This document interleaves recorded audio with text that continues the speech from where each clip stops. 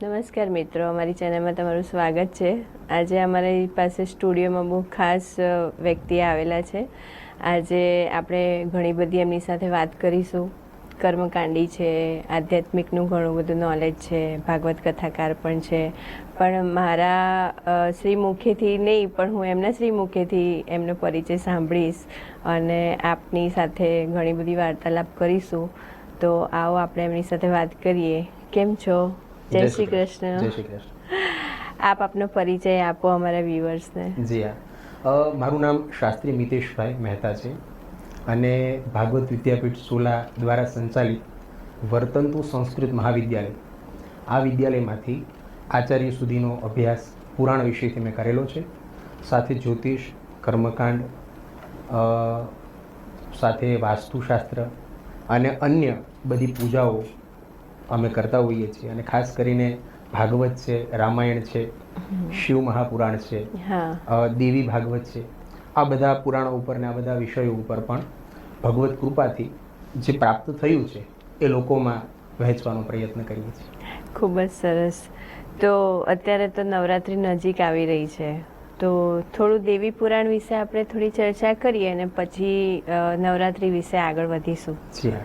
તો આપ દેવી પુરાણમાં વિશે થોડું એવી વાત કરો વ્યુઅર્સને કે જે નથી જાણતા.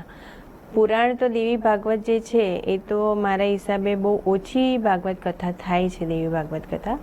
પણ જેમણે સાંભળી નથી તેના માટે તમે શું કહેવા માંગો છો? જી હા, જેમ આપણે ત્યાં શ્રીમદ ભાગવત મહાપુરાણ છે એ સૌથી વધારે પ્રચલિત છે અને એના કારણ પણ ઘણા બધા છે કે બધા જ પુરાણોનો સાર એ શ્રીમદ ભાગવત મહાપુરાણમાં છે. હા. પણ દેવી ભાગવતની વાત કરીએ તો તમને કદાચ જાણીને આશ્ચર્ય થાય કે આપણે ત્યાં 18 પુરાણ છે. હા. 18 ઉપપુરાણ છે અને 18 ઉપોપુરાણ છે. ઓકે. આવું શાસ્ત્ર કહે છે. દેવી ભાગવત છે એ પુરાણમાં નહીં પણ ઉપપુરાણમાં આવશે. ઓકે. અને દેવી ભાગવતની અંદર માર્કંડેય ઋષિ માં ભગવતીના અલગ અલગ ચરિત્રોનું વર્ણન કરેલું છે. મહર્ષિ વેદવ્યાસ દ્વારા આ રચિત છે. હા. અને દેવી ભાગવતમાં માં જગદંબાના આદ્ય સ્વરૂપથી લઈ અને નવદુર્ગાના વિવિધ સ્વરૂપોનું વર્ણન છે. જેવી રીતે આપણે સામાન્ય રીતે ભાગવતમાં એવું સાંભળતા હોઈએ છીએ કે આ સૃષ્ટિની ઉત્પત્તિ ભગવાન વિરાટ પુરુષની નાભીમાંથી કમળ પ્રગટ થયું અને એમાં બ્રહ્માજી પ્રગટ થયા અને એના માધ્યમથી આ સૃષ્ટિ બની. પણ દેવી ભાગવત એવું કહે છે કે જ્યારે જ્યારે આ બધા દેવતાઓ કોઈ તકલીફમાં, કોઈ સમસ્યામાં કે કોઈ મુશ્કેલીમાં આવ્યા ત્યારે આ દેવતાઓએ પોતાના સંરક્ષણ માટે એક શક્તિને યાદ કરી અને એ શક્તિ એટલે માં જગદંબા.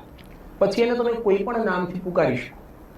શાસ્ત્રમાં તો એવી કથા છે કે જ્યારે ભગવાન વિષ્ણુના કાનમાંથી મધુ અને કૈટભ નામના 2 અસુરો પ્રગટ થયા અને હજારો વર્ષ સુધી, આમ તો લખ્યું છે કે 5 વર્ષ સહસ્ત્રાણી બાહુ પ્રહરણો વિભો, 5000 વર્ષ સુધી મધુ ને કૈટભ સાથે ભગવાને યુદ્ધ કર્યું. અંતે ભગવાન થાકી ગયા. બરાબર છે. ત્યારે ભગવાને યોગ માયાનો સહારો લીધો અને ભગવાનના યુદ્ધથી પ્રસન્ન થઈ અને એ અસુરો ભગવાનને એવું કહે છે કે તમે અમારી પાસે વરદાન માંગો. સામાન્ય રીતે આપણે જોતા હોઈએ છીએ કે અસુરો તપશ્ચર્યા કરે અને એ ભગવાન પાસે વરદાન માંગે. પણ દેવી ભાગવતમાં એક કથા એવી છે કે અસુરોએ ભગવાનને એવું કીધું કે તમે જે ઈચ્છો છો એવું વરદાન અમારી પાસે માંગો. અને ભગવાન પણ માયાળુ કહો, પરમ કૃપાળુ કહો, એ ભગવાને પણ પોતાની માયા કરી અને એ અસુરો પાસે વરદાન માંગ્યું. શું માંગ્યું? કે તમારું બંનેનું મૃત્યુ મારા હાથે થાય. અને એ વરદાનને સિદ્ધ કરવા માટે મધુ અને કૈટભ ભગવાનના હાથે મર્યા. તો ભગવાનની આ જે શક્તિઓ છે, ખાસ કરીને માં જગદંબાની જે શક્તિઓ છે, એ શક્તિઓના અલગ અલગ સ્વરૂપ છે અને એ અલગ અલગ સમયે જ્યારે દેવતાઓને જરૂરિયાત પડી ત્યારે માતાજી એવા અલગ અલગ સ્વરૂપો ધારણ કર્યા અને એ સ્વરૂપો ધારણ કરી અને દેવતાઓને દુઃખમાંથી બહાર કાઢ્યા. હા તો દેવી ભાગવત એક બહુ શ્રેષ્ઠ અને ઉત્તમ ગ્રંથ છે અને મા જગદંબાને જોડાઈને